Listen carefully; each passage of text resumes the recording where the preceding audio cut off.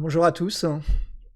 Bienvenue dans dans cette révision pour le CC de demain. Et donc, comme vous avez vu, j'ai fait un petit quiz pour vous, hein. Bonjour.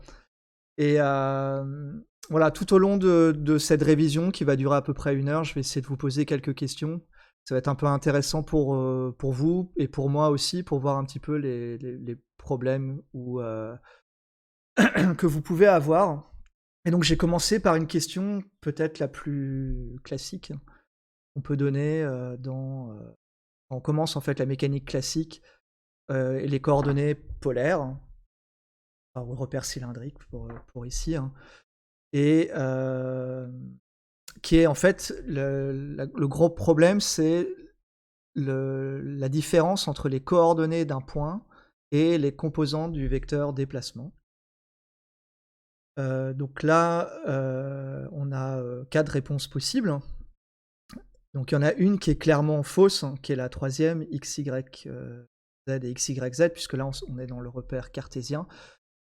Donc le gros problème, c'est de savoir la différence entre les coordonnées d'un point dans un repère cylindrique et les composants du vecteur déplacement. Et là où c'est compliqué, c'est que ces deux choses-là sont égales dans un repère cartésien. Donc si je regarde la troisième réponse, c'est ce qu'on a. Et alors que dans un repère polaire ou dans un repère cylindrique, les coordonnées du point et les composants du vecteur déplacement sont différents. Donc, a priori, il y a une réponse qui a l'air de se détacher ici, hein. Donc, on va regarder ce que... voilà. Donc la réponse D, donc la plupart des gens voient la différence entre ces deux choses. Juste faire un tout petit rappel sur sur ce qu'est le repère cylindrique. Et, donc ici, je vous ai dessiné ce repère-là, donc le repère x, y, z. J'ai mon point M, et ce point M, donc il est défini dans un repère cartésien par ses coordonnées x, y, z. Donc là, je projette mon point M dans ce plan au x, y, et ensuite je projette suivant x, suivant y, pour avoir les coordonnées x, y, et si je le projette suivant z, j'ai les coordonnées suivant z. Ça. Voilà. Dans le repère polaire, enfin dans le repère cylindrique, c'est différent. Alors la coordonnée suivant z, on va la faire assez rapidement parce que c'est la même que dans le repère cartésien. Donc on vous projetez le m sur cet axe-là, la coordonnée suivant z. Et ensuite, pour avoir les coordonnées polaires du point M, donc on projette M dans le plan au XY, et cet angle ici me donne, enfin non, la distance de ce point P à l'origine, c'est la première coordonnée polaire, c'est ρ, et l'angle que fait ce vecteur OP avec le OX, c'est ce qu'on appelle l'angle θ. Donc le point M, il est défini par ρ, θ et z. Par contre, le vecteur déplacement, donc que j'ai dessiné en vert ici, si je le décompose, je peux le décomposer en deux vecteurs. Un vecteur OP, dessiné en bleu ici dans le plan, et ce vecteur OZ. Donc j'ai mon vecteur OM qui est le vecteur OP plus le vecteur OZ. Donc la coordonnée la composante suivant Z, c'est Z ici. Par contre, si je regarde la composante de mon vecteur OP dans ce plan-là, mon vecteur URO, il est défini comme le vecteur qui passe par O et P. Donc il vaut ρ URO. Par contre, ce vecteur OP, il est perpendiculaire à Uθ, qui est mon dernier vecteur de base de ma base cylindrique. Et donc, comme il est perpendiculaire, j'ai ce truc 0. Donc, bon, ça, c'est quelque chose que vous avez l'air de bien maîtriser. Donc, je vais passer au suivant.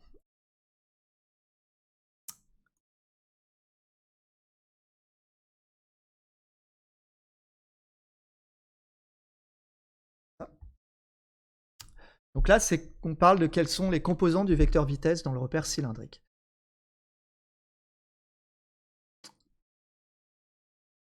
Alors, pendant que vous réfléchissez à ça et que vous répondez, hein, je vais vous montrer un petit peu comment on dérive un vecteur dans, dans une base, enfin dans le repère polaire. Et la grosse difficulté, en fait, elle vient de la dérivée des vecteurs uro et de uθ. Ce qu'il faut voir, c'est que dans un repère cylindrique, uro et uθ sont des vecteurs qui ne sont pas fixes, qui bougent dans le temps et dans l'espace. Donc la dérivée de ce vecteur par rapport au temps n'est pas nulle, contrairement à la dérivée d'un vecteur de la base cartésienne. Et donc, afin de calculer cette dérivée-là, il y a ce qu'on appelle la chain rule, enfin la règle de la chaîne, où je peux décomposer d de uro sur dt par d de uro dθ, dθ sur dt. Donc dθ sur dt, c'est θ point. Et ce qu'il faut garder en tête, c'est que la dérivée de uro par rapport à θ, en fait, ça consiste à faire une rotation de 90 degrés suivant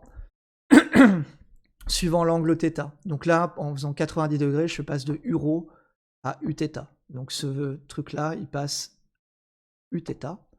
Et si je fais la même chose pour uro d de uθ par rapport à dt, donc j'ai la même chose, c'est 2 de uθ sur dθ, dθ sur dt. dθ sur dt, ça me donne ce truc θ point.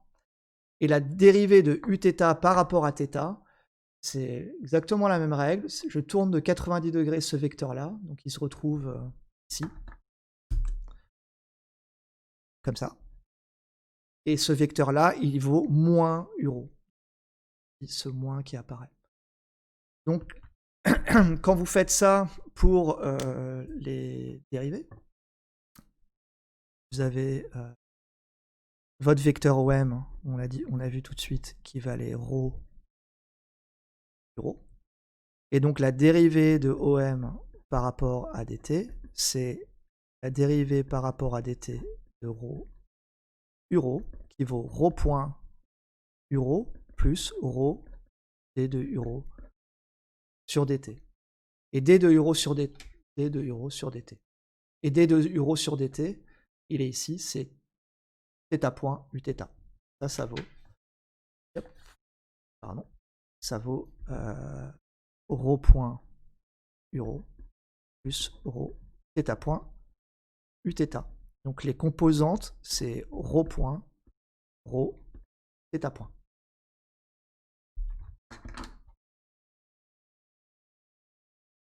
Voilà.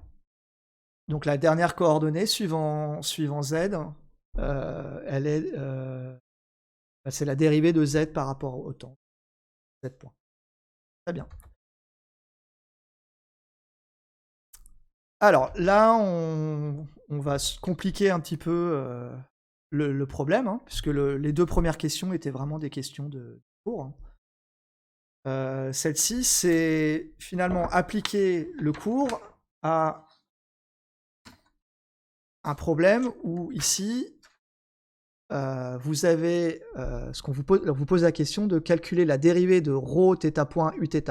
Donc c'est la dérivée de la composante du vecteur vitesse suivant la direction uθ qu'on vient juste de calculer, lorsque ρ est égal à r, donc lorsque ρ est une constante.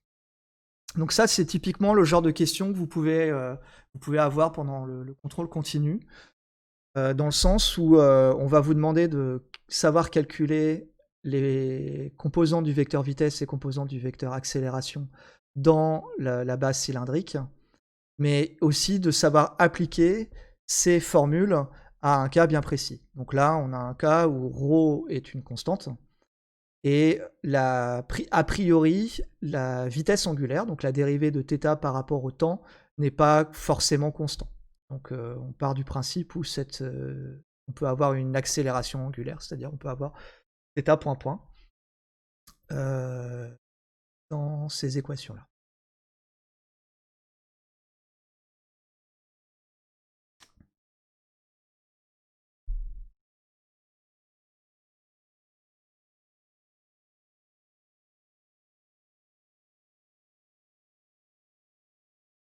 Donc la petite difficulté de ce calcul, hein, c'est le fait que ρ, que vous ayez à dériver trois choses.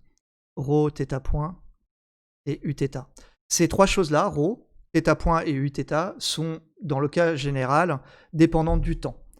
Donc ce que vous devez calculer, c'est la dérivée d'une multiplication de trois fonctions dépendantes du temps. Donc pour ça, vous devez utiliser cette formule-là, Et quand vous avez 3 fonctions et que vous devez les dériver, la multiplication de 3 fonctions et que vous devez les dériver, vous dérivez la première et vous multipliez la deuxième et la troisième. Et vous ajoutez la première multipliée par la dérivée de la deuxième fois la troisième, plus la première, la deuxième et la dérivée de la troisième.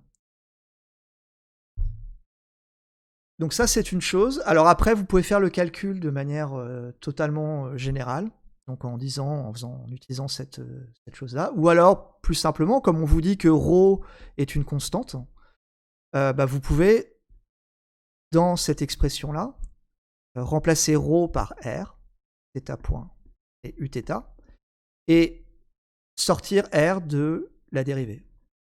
Quand vous savez que une constante fois une fonction, la dérivée d'une constante fois une fonction, c'est cette constante fois la dérivée de la fonction. C'est la dérivée de dt, θ point et uθ. Et donc quand on fait ça, ça nous donne une des réponses. Vu les résultats, je pense que vous avez trouvé la bonne réponse. C'est ça tout de suite. Donc la bonne réponse est la réponse A. Bravo. Donc effectivement, c'est suivant Euro, c'est moins R θ point carré. Donc dans le cas d'un mouvement circulaire uniforme, c'est ce qui nous donne l'accélération centripète de ce mouvement circulaire uniforme. Et vous avez une composante suivant Uθ à condition que vous ayez une accélération angulaire. Dans le cas d'un mouvement circulaire uniforme, cette accélération angulaire est nulle, et donc vous retrouvez qu'avec cette accélération centripète. Bravo. Donc on passe à la suite. Alors,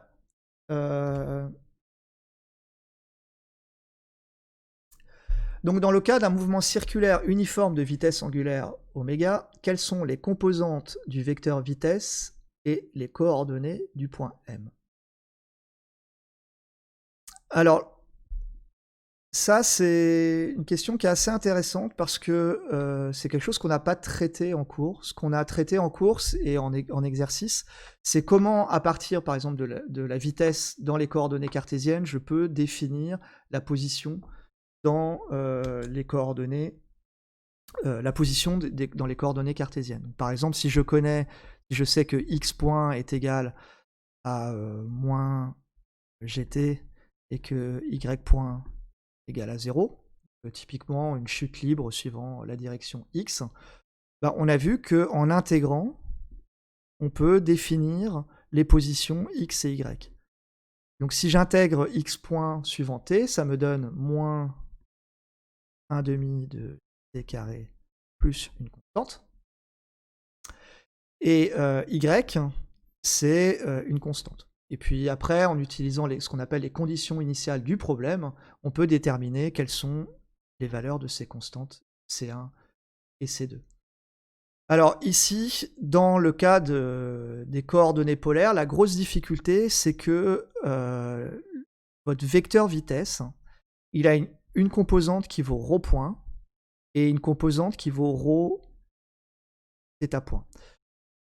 Donc, quand vous voulez trouver ρ et θ à partir des valeurs des composantes de votre vecteur vitesse, la complication, elle vient de là, en fait. C'est que vous avez un ρ θ point. Ici, x et y sont vraiment décorrélés dans cette équation-là, enfin dans ce système d'équations, alors qu'ici, elles sont corrélées. À savoir que vous ne pouvez pas déterminer que vos θ si vous n'avez pas déterminé que vos ρ. Et pour déterminer ρ, il faut connaître ce que vaut ρ point. Donc c'est la petite difficulté. Donc dans le cas d'un mouvement circulaire uniforme de vitesse angulaire, là c'est compliqué. Donc ce qu'on sait, c'est que comme c'est un mouvement circulaire, la dérivée par rapport au temps de ρ est nulle. Parce que votre point, il se déplace à distance constante de l'origine, et donc par conséquent, la dérivée de cette distance-là est nulle par rapport au temps. Donc mon vecteur vitesse, il va s'écrire 0. Et on nous dit que c'est une vitesse angulaire uniforme, c'est-à-dire que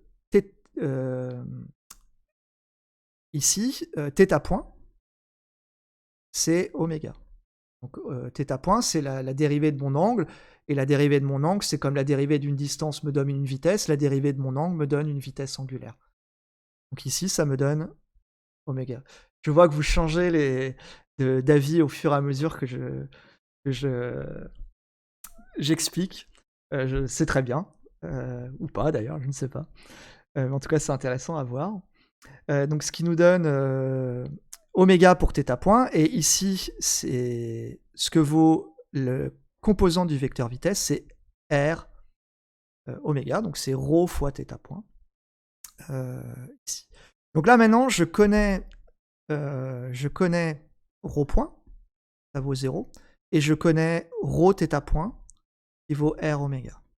Donc à partir de ce système d'équations, je dois définir ce que vaut ρ et θ, donc les coordonnées polaires du point M. Donc le plus simple, c'est de partir de ρ point, parce que l'intégrale, la primitive de ρ point, c'est une constante. Et cette constante, bah, c'est le rayon, c'est R. Et donc je peux remplacer dans cette équation-là ρ par R, ce qui me donne R θ point est égal à R oméga, soit θ point égale oméga. Et donc θ égale oméga t plus une constante. Voilà comment je peux définir la manière en fait de déterminer à partir des équations, à partir des composants du vecteur vitesse, déterminer les coordonnées polaires du point. Alors c'est un cas simple parce qu'ici on parle d'un mouvement circulaire uniforme.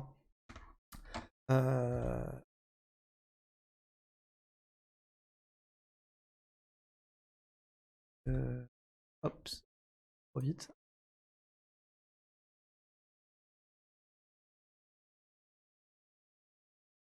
Bon, c'est la réponse B. Voilà. Donc comment on peut, à partir des composantes du vecteur vitesse, ça nous permet de déterminer un système d'équations, ρ point égale 0, ρ θ point égale r oméga, et déterminer dans un premier temps que vaut ρ, puis dans un deuxième temps que vaut θ point. Et donc, si on connaît θ point, comment déterminer c. Alors comme je vous dis, c'est un mouvement circulaire, donc c'est assez simple, on sait dès le départ que θ point est égal à oméga. C'est pas toujours aussi simple, donc il faut connaître la manière de faire ça de manière plus générale possible. Alors ça, c'est une question qui vient du contrôle continu de l'année dernière. Je vais le reprendre en détail hein, juste après, hein. Mais je voulais vous poser cette question qui me semble être la question la plus compliquée de ce contrôle continu.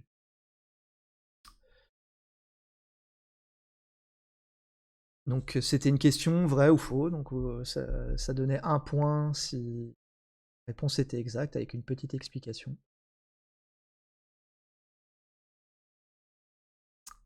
Et là, pour moi, où c'était le plus compliqué, c'est que c'est celle qui demande peut-être le plus de recul, avoir vraiment compris ce qu'est le vecteur vitesse, de ce que c'est que le vecteur accélération, essayer de peut-être prendre des cas classiques de mouvement et de tester si dans ces cas-là, ça fonctionne ou pas. Je pense par exemple au mouvement rectiligne uniforme. Si par exemple, dans le cas du mouvement rectiligne uniforme, le produit scalaire entre A et V est différent de 0, bah c'est bon, terminé, vous avez votre réponse, c'est faux. Si c'est exact, bah, il faut peut-être encore tester d'autres mouvements uniformes. Alors un mouvement uniforme qu'on a étudié en cours, c'est le mouvement uniforme circulaire, circulaire à vitesse uniforme. Alors est-ce que dans le cas de circulaire à vitesse uniforme, est-ce que le produit scalaire entre A et V est nul ou pas? Voilà les questions que vous pouvez vous enfin, que vous devez vous poser en fait pour répondre à ce type de questions. Essayez de prendre des cas simples et de réfléchir d'abord sur ces cas simples avant de faire une généralité de ça. Donc vous voyez, hein, que, les résultats sont, heu, bah, ça penche pas dans la balance, hein. Il y a beaucoup de une réponse a priori qui dégage, ouais, une petite tendance qui apparaît. Donc on va regarder un petit peu ce que vous en pensez. Donc vous avez répondu 10 d'entre vous A et pour 5 d'entre vous B, donc la réponse exacte est la réponse, A, la réponse, donc vraie. C'est-à-dire que quand vous avez un mouvement uniforme, le produit scalaire entre l'accélération et la vitesse est toujours nul. Alors pour, je vais vous montrer comment on peut prouver ça assez rapidement. Donc comme je vous dis, le mouvement rectiligne, en fait non, je vais commencer par là. Si vous avez A scalaire V qui est égal à 0, bah, il y a 2 possibilités. La première, c'est que, première possibilité, c'est que l'accélération soit nulle et pour que l'accélération soit nulle, il faut que la vitesse soit constante. Alors quand je dis vitesse constante, ici, je parle de vecteur vitesse, constant. Donc, d de v sur d de t est égal à 0. Et donc un vecteur qui est constant, c'est pas que la norme, c'est aussi la direction et le sens, c'est ça que ça veut dire.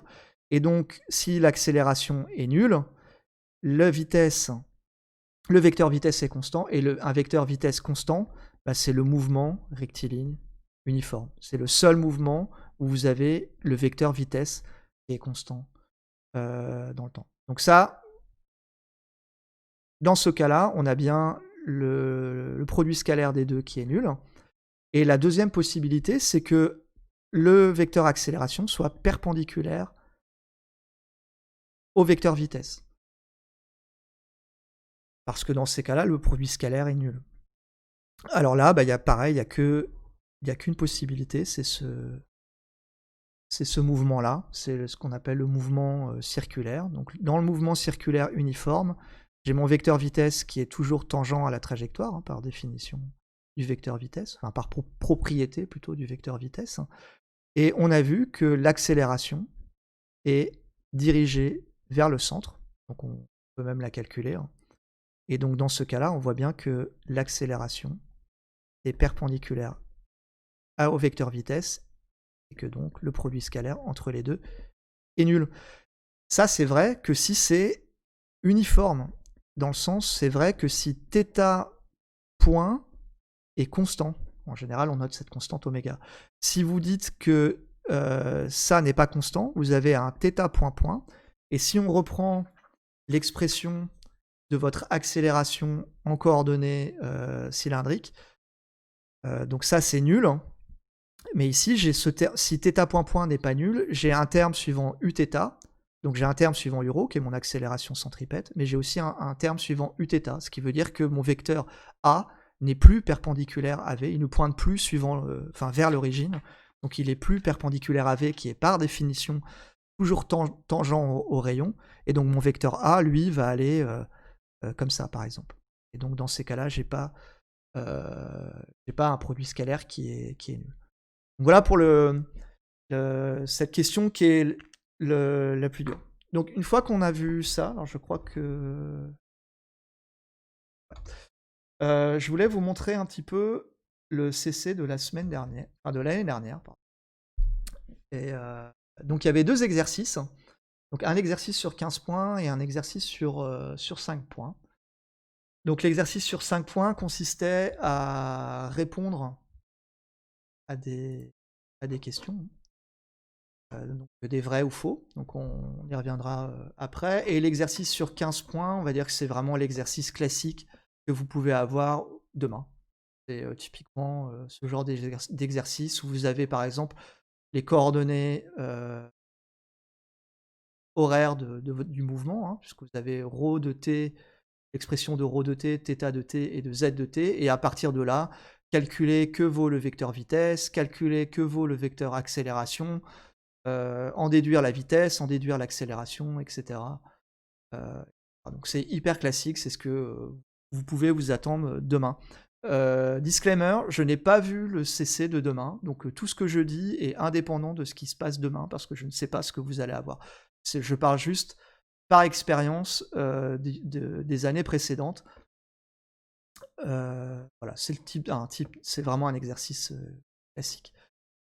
Donc, quelques petits conseils avant de commencer. C'est des conseils qui valent pour tous les examens, hein. Je pense que bien lire l'énoncé du début jusqu'à la fin, essayer d'identifier les choses qu'on sait faire et les choses qui risquent d'être plus compliquées. Je rappelle toujours aux étudiants que l'objectif d'un examen, c'est pas, de comprendre les choses. Comprendre, ça c'est avant l'examen. L'objectif d'un examen, c'est d'avoir des points, c'est tout. Donc le but, c'est de engranger le maximum de points et pour engranger le maximum de points, la technique est simple. Ça consiste à regarder les questions où on est sûr qu'on sait répondre et commencer par ça. Parce que si on sait faire ça, bah, déjà, on est bien.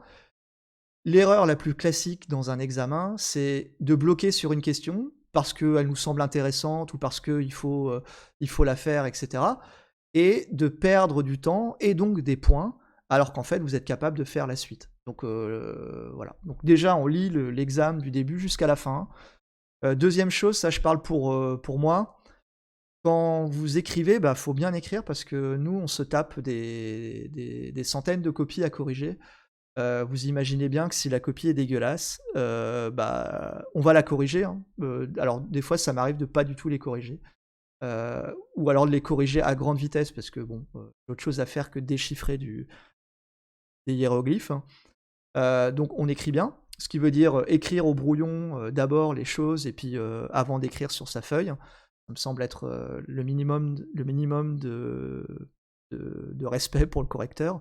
Une deuxième chose, ça c'est classique, mettez votre nom, ça arrive tous les ans que les étudiants oublient de mettre leur nom et la troisième chose, mettez votre nom en majuscule parce que, des fois c'est compliqué de lire vos noms. Ça m'est arrivé une année de mettre une note à un absent et un présent n'avait pas sa note. Donc heureusement, c'est arrivé qu'un truc et donc on a fini par, voir avec les feuilles de présence qu'il y avait une erreur. Mais si vous voulez éviter, ce genre de galère, bah, le plus simple, c'est d'écrire en majuscule. Si dans les administrations, on vous demande d'écrire en majuscule, c'est pour une bonne raison. Voilà. Tout ça étant dit, voilà comment moi je commencerai. Donc je commencerai par lire l'examen. Donc là, on me dit soit dans R, O, URO, Uθ, UZ, un référentiel muni d'une origine O et d'une base cylindrique orthonormée directe URO, Uθ, UZ, un point matériel M décrit une trajectoire définie par ρ de t, θ de t et z de t avec ces équations-là. Donc bah là, on est dans le cas d'un repère cylindrique, donc déjà, il faut que j'ai bien en tête ce que veut dire mon repère cylindrique. Est-ce que je suis capable de dériver des vecteurs dans un repère cylindrique? Est-ce que je suis capable de déterminer mon vecteur vitesse, mon accélération dans un repère cylindrique? Voilà des choses que je dois avoir en tête en attaquant cet exercice. Et puis, alors c'est pas vraiment, je sais pas si ça aide. Pour moi, ça m'aide, mais bon, à vous de voir. Moi, j'aime bien avoir une idée avant d'attaquer ce genre d'exercice, une idée de la trajectoire que peut avoir cet objet-là. Si vous êtes, bourrin, on va dire, en termes mathématiques, bah, à la limite, il suffit juste d'appliquer les formules et puis tout va bien. Si vous avez un peu plus de sens physique, je pense que c'est pas inintéressant de vous poser la question de quel pourrait être ce type de mouvement. Donc ici, on a 3 coordonnées, hein, qui sont les coordonnées cylindriques. Je vais prendre la dernière coordonnée, donc z de t, qui est égale à gamma oméga t carré. Donc c'est si je prenais que cette direction z, ce que je verrais, c'est que c'est un point qui s'éloigne de mon origine avec une vitesse qui est linéaire. Donc, si je fais la dérivée de gamma oméga t carré, ça fait 2 gamma oméga t, donc la vitesse est, euh, est- varie de manière linéaire, pardon. Donc c'est une accélération constante et donc il va s'éloigner de plus en plus vite, c'est ça que ça veut dire, de mon origine. Donc ça, c'est la première chose. Maintenant, si je regarde le ρ de t, donc ρ de t, si je vous rappelle, hein, c'est la distance du point à l'origine. Donc cette distance-là, elle est définie par cette équation, alpha exponentielle de moins t sur tau. Donc c'est une exponentielle qui est décroissante. Donc si je prends par exemple quand t égale à 0, cette exponentielle, ça fait exponentielle 0, ça vaut 1. Donc ρ de t vaut alpha. Donc au départ, en fait, il a une distance alpha de l'origine. Et quand t croît, et comme c'est une exponentielle décroissante, ρ de t décroît. Et si je regarde à la limite quand t tend vers l'infini, cette exponentielle décroissante, elle tend vers 0, et donc ρ tend vers 0. Ce qui veut dire que mon objet part, si ça c'est mon origine, mon objet part d'une direction, d'une distance alpha, et va de manière exponentielle vers l'origine. Voilà ce que ça veut dire. Et après, on a le dernière chose, c'est θ de t qui est égal à oméga t plus bêta. Donc ça, c'est une vitesse angulaire, non, pardon, une accélération. Ce que je vois, c'est que c'est θ de t, pardon, non, θ de t, si je dérive, ça me donne oméga. Donc j'ai une vitesse angulaire constante. Donc mon objet, en fait, il va tourner autour de mon point origine à vitesse constante. Et la vitesse angulaire oméga. Donc mon objet, il part de là. Si j'oublie la direction Z, il part de là, il va tourner, et ensuite, il va arriver vers l'origine. Une espèce de spirale qui s'arrête vers le centre, mais en plus en se déplaçant. Donc ça donnerait un truc un peu comme ça. Donc si je regardais, ça donnerait, il partirait de là, et il monterait.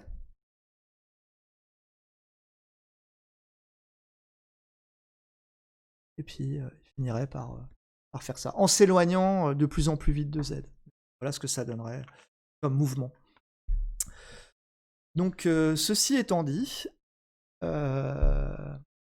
donc représenter le point M dans le référentiel R0.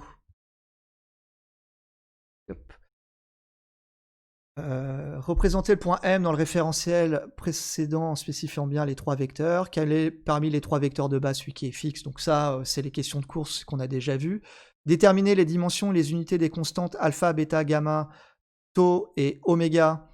Alors, ici, ρ, c'est une longueur, hein, c'est la distance de mon point jusqu'à l'origine.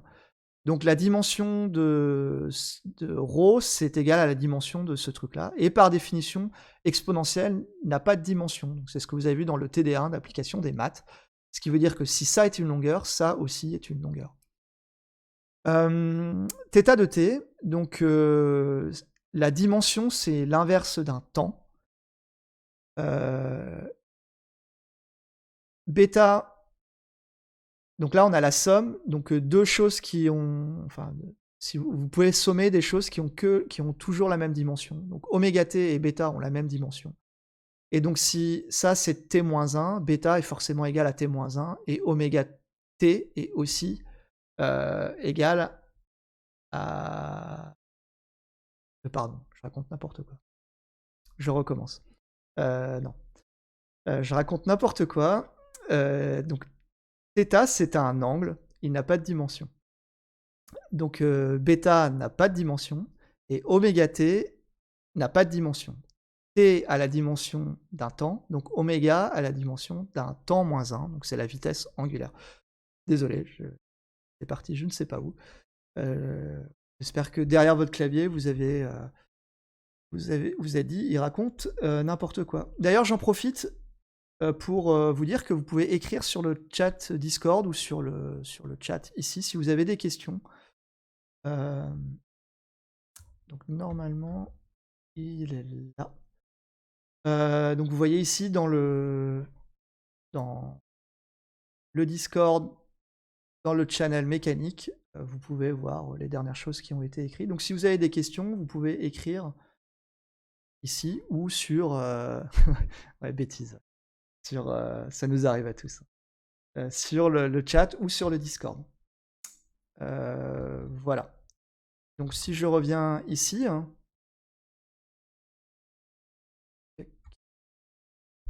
donc donner l'expression...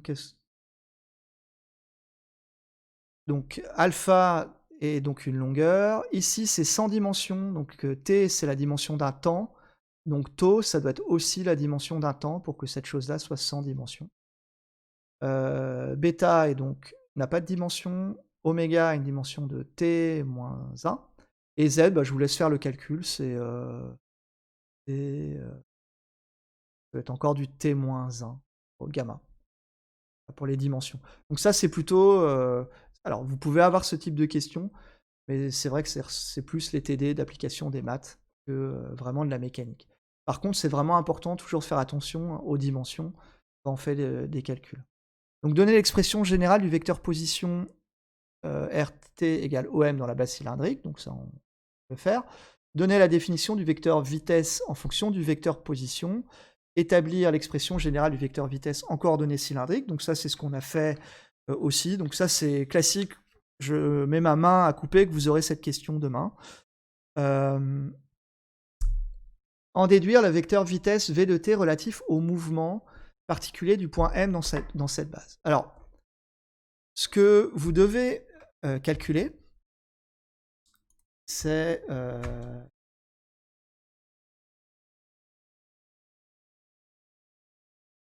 c'est ρ point et ρ θ point, à partir de l'expression de ρ et de θ. Donc vous devez dériver les deux coordonnées polaires, donc la coordonnée ρ et la coordonnée θ. Et donc ce que vous observez dans ces coordonnées, c'est que vous devez dériver ce alpha exponentiel de moins t sur tau. Et ma question en préparant ce truc-là, c'est est-ce que vous êtes capable de dériver cette chose-là? Donc, hop.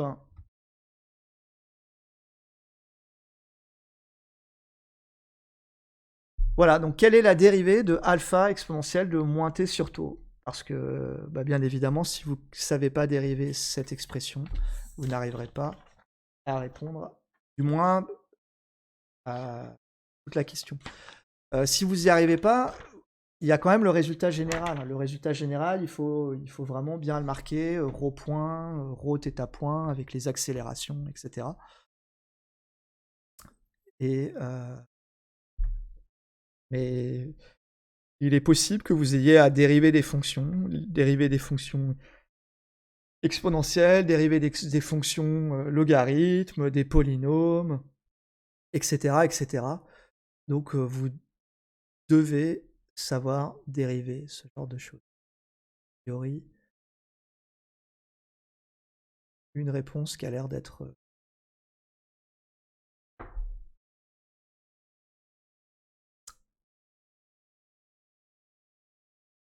Donc on a la dérivée d'une fonction. Hein. Alors alpha, c'est une constante que multiplie exponentielle de moins t sur tau. Donc quand on calcule la dérivée, ce alpha là, on peut toujours l'enlever. Moi, c'est quelque chose que je fais très souvent quand j'ai des fonctions à dériver. Toutes les constantes qui sont devant, bah, je les mets un peu de côté et je vais dériver ce qu'il y a derrière. Ça évite de se trimballer plein de constantes un peu partout. Donc moi, je vous conseille le alpha, il est de côté. Donc d'ailleurs, on voit dans les 3 réponses qu'on a ce alpha qui est là. Donc, pour ça, il n'y a pas de piège. Et après, finalement, vous avez 3 possibilités. La première, c'est que ça vaut moins tau exponentielle de moins t sur tau. La deuxième, ça vaut exponentielle de moins t sur tau. Et la troisième, c'est moins 1 sur tau exponentielle de moins t sur tau. Alors l'erreur à pas commettre, d'ailleurs on va regarder un petit peu parce que si je vous donne les solutions à chaque fois, vous changez. Donc, on va regarder un petit peu ce que vous avez trouvé.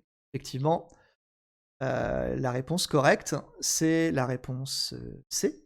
Donc, moins alpha tau exponentielle de moins t sur tau. Donc je vous rappelle, hein, que la dérivée de exponentielle de u de t, hein, la dérivée de ça, c'est u' de t exponentielle u de t. Donc si on considère que u de t c'est égal à moins t sur tau, u' de t, c'est la dérivée de t, donc ça vaut 1, et donc c'est moins 1 sur tau. Donc si on remplace dans l'expression du dessus, on obtient moins 1 sur tau exponentielle de moins t sur tau. Donc ensuite, on multiplie par cette constante, puisque ce qu'on doit calculer, c'est alpha. Donc c'est alpha et alpha. Et on se retrouve avec moins alpha tau exponentielle de moins t sur tau. L'erreur à pas commettre, hein, c'est de faire b. Bon, personne n'a répondu b, donc il n'y a pas de souci. C'est pas parce que c'est une exponentielle que la dérivée de l'exponentielle est forcément l'exponentielle. Il ne faut pas oublier de dériver ce qu'il y a à l'intérieur. Donc ensuite, hop. Ensuite, une fois qu'on a calculé ça, bah, il faut reprendre les expressions de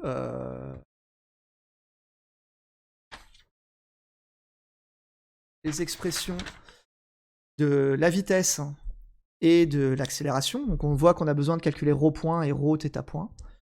Donc pour ça, on calcule. Bah, si on a ρ de t qui est égal à alpha exponentielle de moins t sur tau, un ρ point de t, c'est égal à moins alpha sur tau exponentielle de moins t sur tau. Et θ de t qui vaut oméga t plus bêta, θ point de t est égal à oméga. En général, la question suivante, et ce qui est le cas ici, hein, quand on regarde l'examen, c'est une fois qu'on a déterminé la vitesse, déterminer l'accélération. Donc je vais avoir besoin de calculer ρ point, ρ θ point et ρ θ point point, pardon, et θ point point.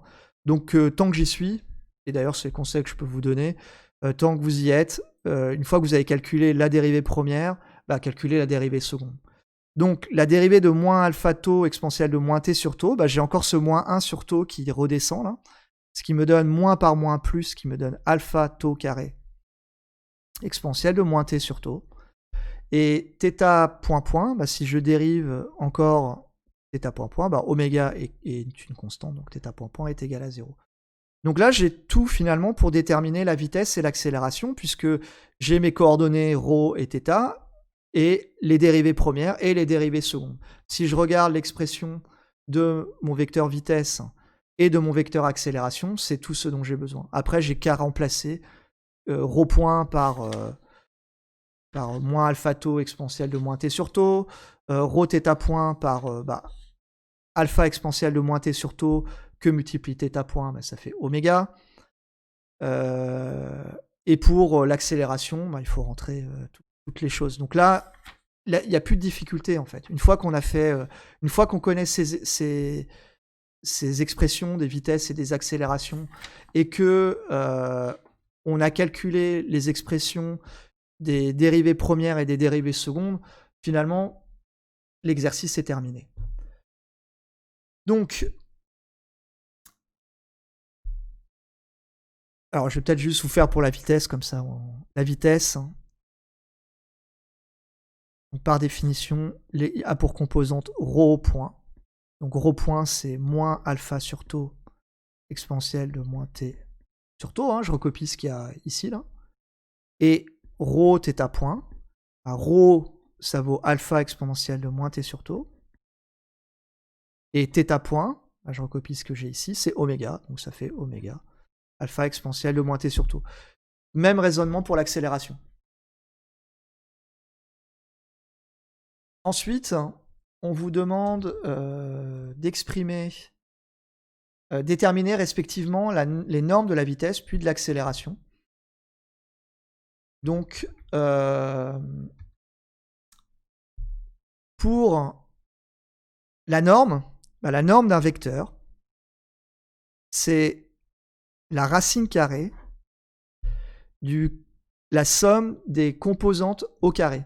Donc c'est rho θ point au carré plus rho... Non, c'est rho point au carré plus rho θ point, le tout au carré. Donc ça, c'est les composantes de mon vecteur vitesse. Donc là, c'est pareil, on remplace. Ce qui me donne alpha carré sur tau carré, exponentielle de moins t sur tau au carré. Donc ça, c'est mon rho point carré. Plus rho θ point au carré. Donc rho θ point, il est là. Donc ça fait oméga carré plus alpha carré. Exponentielle de moins t sur tau au carré. Et ça, c'est ma vitesse au carré. Je mettrai mon racine carré plus tard. C'est un conseil que je peux vous donner des fois, au lieu de mettre des racines carrées sur des grands trucs, vous calculez le carré de ce que vous êtes en train de faire. Ça vous évite d'avoir cette grande barre là qui apparaît ici. Et je trouve que pour faire les calculs, c'est bien plus simple.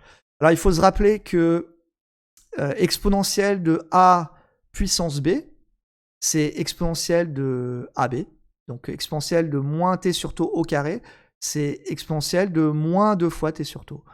Donc ça donne alpha carré tau carré exponentielle de moins 2t sur tau plus, pardon, il n'y a pas de plus là, oméga carré alpha carré exponentielle de moins 2t sur tau. On peut mettre exponentielle de moins 2t sur tau. Ouais, en fait, non. Je vais garder mon carré ici. Vous allez voir pourquoi. Je vais le mettre en facteur et ça va me donner alpha carré tau carré plus oméga carré alpha carré. Je peux même mettre alpha carré ici. Ça me donne 1 et ça me donne 1. Et ensuite, je prends la racine carrée. Donc la racine carrée de ce truc-là, bah, ça me donne alpha exponentielle de moins t sur tau racine carrée de 1 sur tau au carré plus oméga carré. Voilà ce que ça nous donne. Si vous n'arrivez pas à bien simplifier comme ça, c'est pas grave. L'important, c'est ça en fait. Hein. C'est de se rappeler de ça et ensuite d'injecter les bonnes choses à l'intérieur de la formule. Si vous... Alors bien sûr, le mieux, c'est de simplifier. Et qu'on arrive à simplifier au maximum, sortir les choses des racines carrées, c'est quand même beaucoup plus agréable à lire, beaucoup plus facile aussi à comprendre. Là,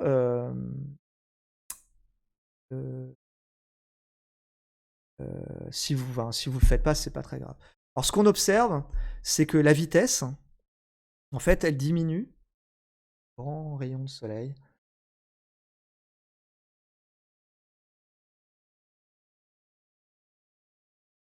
Voilà. Mais une fois qu'il y a du soleil, je suis obligé de fermer. Du coup, on n'y voit vraiment plus rien. Voilà. Donc, ce qu'on observe, hein, c'est que la vitesse, en fait, elle diminue de manière exponentielle. Donc, si je traçais la vitesse en fonction du temps, ça me donnerait quelque chose comme ça. Ici. De manière exponentielle. Donc, mon objet, là, qui tournait comme ça, là,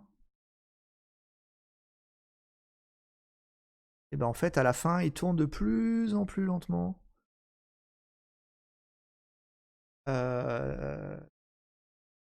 Voilà, donc ça fait vraiment une espèce de spirale qui se referme et à vitesse faible. Oui, alors oui, parce qu'en fait, il me manque z de t. Il me manque z de t. Oui, ça fait z de t. Donc ça, c'est... Faudrait que je rajoute ici la dérivée de z. Alors ouais, je peux pas la rajouter comme ça. Mais effectivement, là, j'ai fait que dans les coordonnées polaires. Donc, c'est un petit peu plus compliqué si vous rajoutez le... Enfin, c'est pas plus compliqué, mais ça change un petit peu le raisonnement quand vous rajoutez ici z.2t. Donc z.2t, si je regarde l'expression, ça me donne 2 gamma oméga t.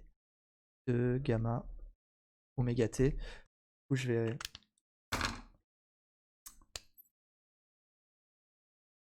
passer ici. Ici, j'ai z point au carré. Hein.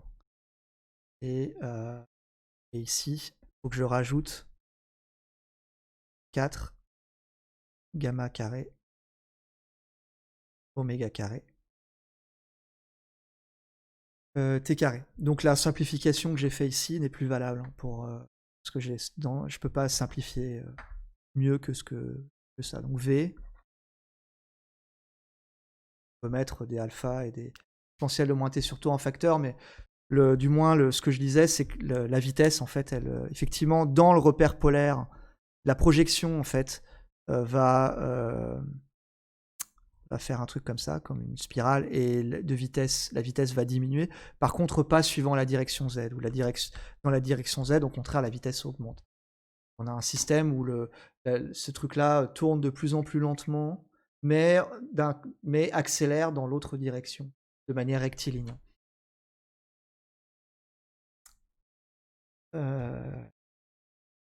Ok.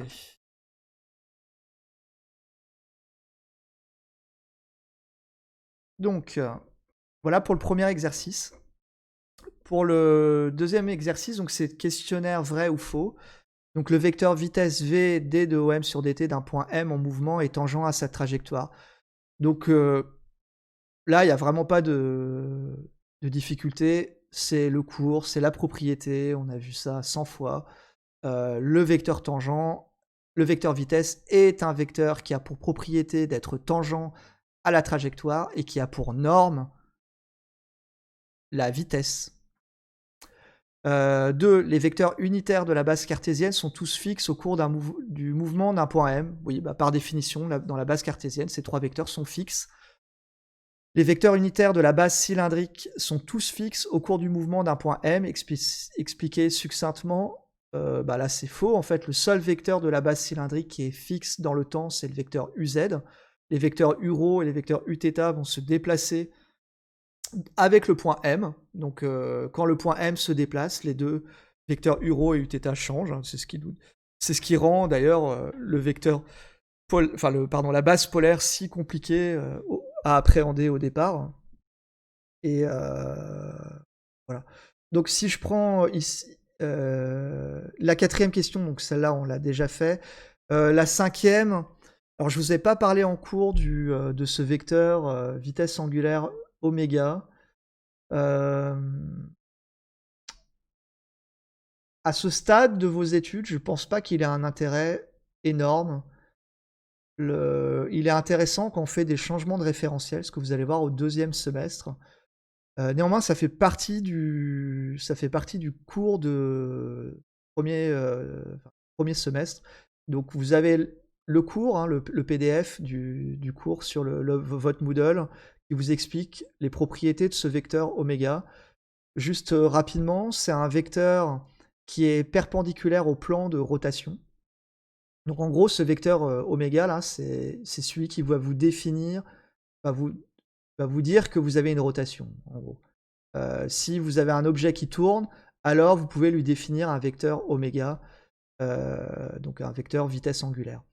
Ce vecteur, il a la propriété d'être perpendiculaire au plan de rotation. Donc si votre objet tourne comme ça, et ben votre vecteur, il va être perpendiculaire comme ça. Donc ça, c'est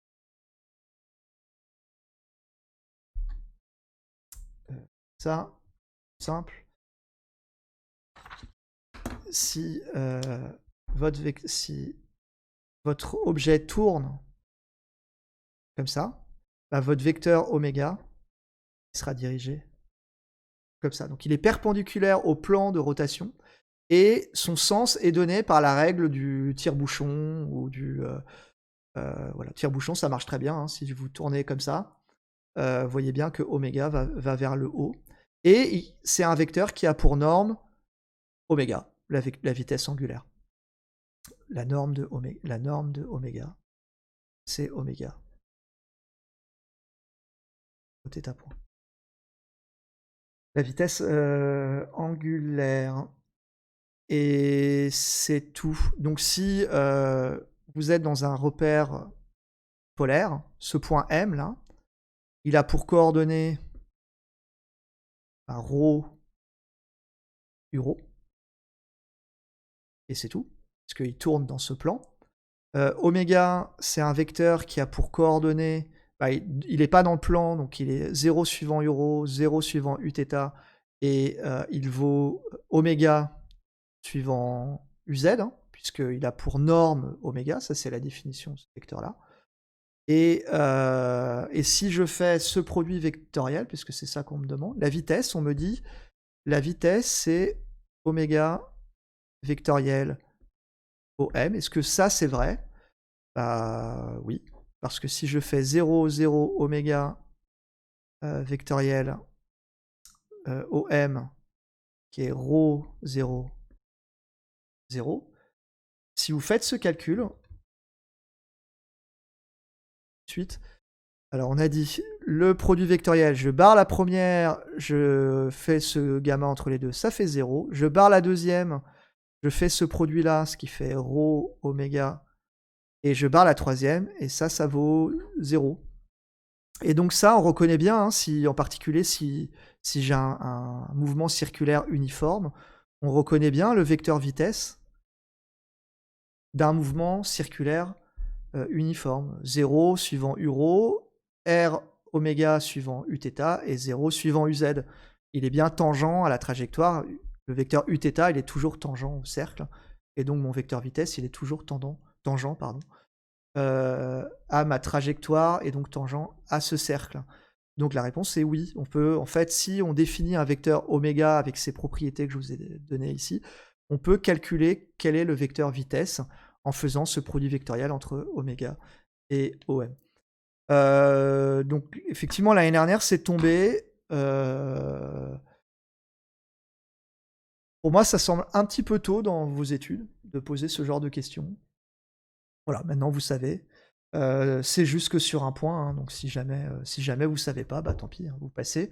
Là, on voit quand même que sur les 5 points de cet exercice-là, il y en avait 3 qui sont clairement pour moi donnés, en fait.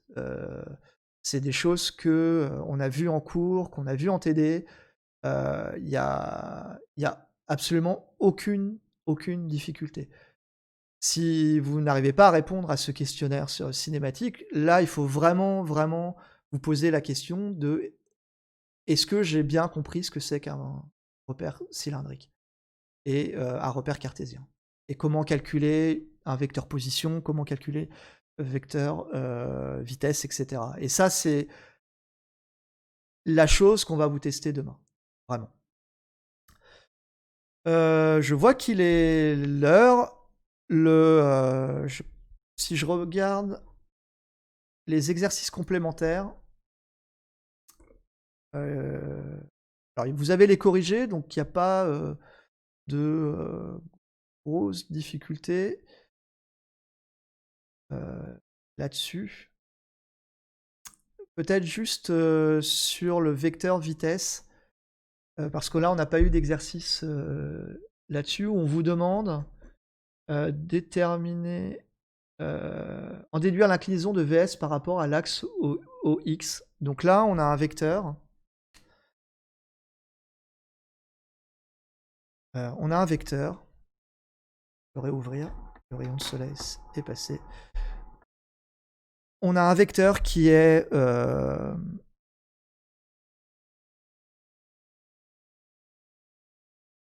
qui a des coordonnées. V qui est égal à alpha i plus gamma t j. Là, on est dans un repère cartésien. Et on vous demande quelle est l'inclinaison de ce vecteur. Donc si je le dessine dans ma base cartésienne, voilà ce que ça donne, ce vecteur. Donc il a pour coordonnée alpha, ici, et pour coordonnée gamma t.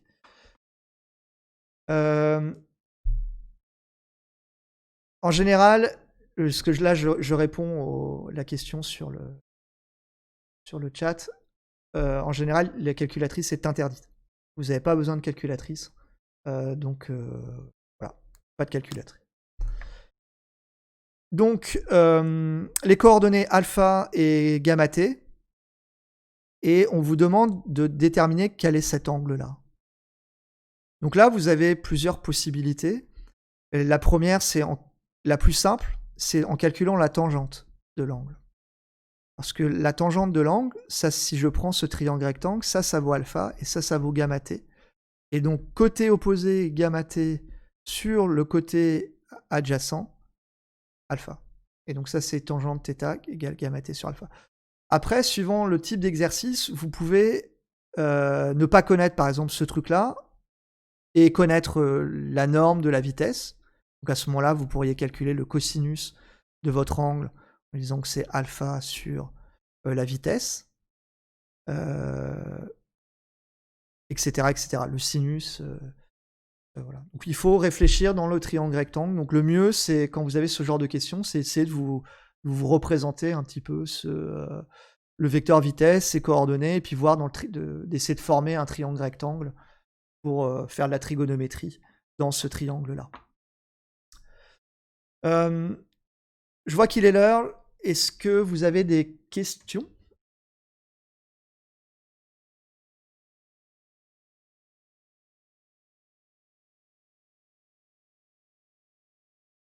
Donc si vous avez des questions, je veux bien y répondre. Donc pour la calculatrice sera interdite pour demain. Donc vous avez besoin juste d'un crayon et c'est tout. N'oubliez pas votre carte étudiant. Ça risque d'être assez compliqué avec les mesures qui sont mises en place pour le Covid. Donc arrivez à l'heure, voire même une demi-heure avant. Je pense que c'est bien. Évitez de vous regrouper, hein, parce que c'est ouais.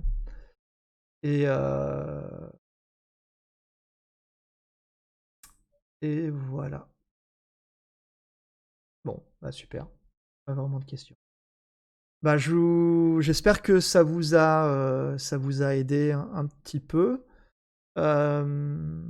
J'espère que ça vous a plu aussi, comment c'est fait. Donc c'est une première pour moi. Alors j'avais commencé à faire des petites vidéos pendant le confinement avec mes étudiants de 3e année en licence. Et je trouvais que ça marchait plutôt bien.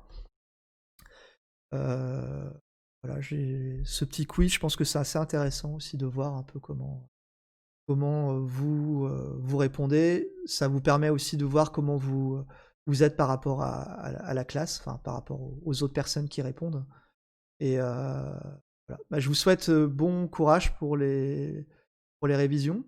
N'hésitez pas, au lieu de m'envoyer des mails, à écrire sur le Discord pour 3 bonnes raisons. La première, c'est que je suis beaucoup plus réactif sur le Discord. J'ai un pop-up qui arrive et donc je vois tout de suite, et si j'ai la réponse, j'essaye d'y répondre. La deuxième, c'est que vous avez des camarades dans votre classe qui ont peut-être la réponse à votre question. Donc il n'y a pas de raison de pas poser les questions.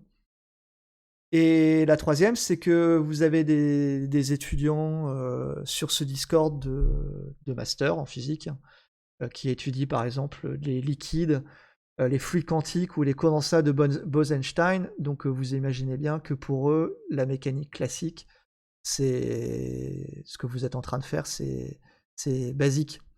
Ce qui est aussi intéressant à voir, c'est qu'après 3 ans d'études, les choses que vous êtes en train de galérer, parce que effectivement c'est compliqué, hein, la première fois qu'on le voit, Moi, je sais que j'ai eu énormément de mal à appréhender ces repères, hein, à bien les comprendre. Quelques années plus tard, ça nous semble vraiment, vraiment basique et c'est ça qui est agréable, en fait, quand on fait des études.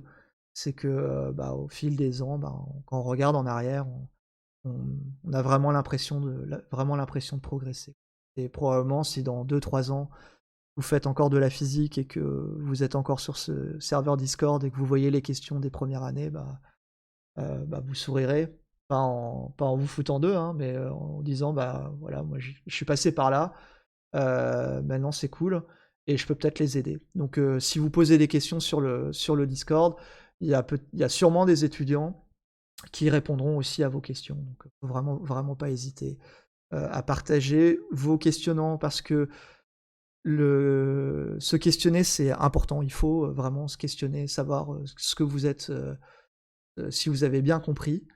Si vous vous posez pas de questions, il y a un problème. Si vous posez pas de questions, c'est que vous avez tout compris et ça, c'est extrêmement rare de tout comprendre la première fois ou alors c'est que vous avez rien compris. Donc, ça veut dire que toujours vous avez des questions et à ce moment-là, il faut les poser. Donc, voilà, je vous souhaite une bonne journée, bon courage pour demain. Il n'y aura rien sur les repères sphériques. Le repère sphérique sera au deuxième semestre. C'est probablement un des repères les plus importants. Mais ça, vous verrez ça au deuxième semestre et le saut, hem, pour passer du repère cartésien au repère cylindrique est dur, mais une fois qu'on a fait ce saut-là, passer du repère cylindrique au repère sphérique est basique.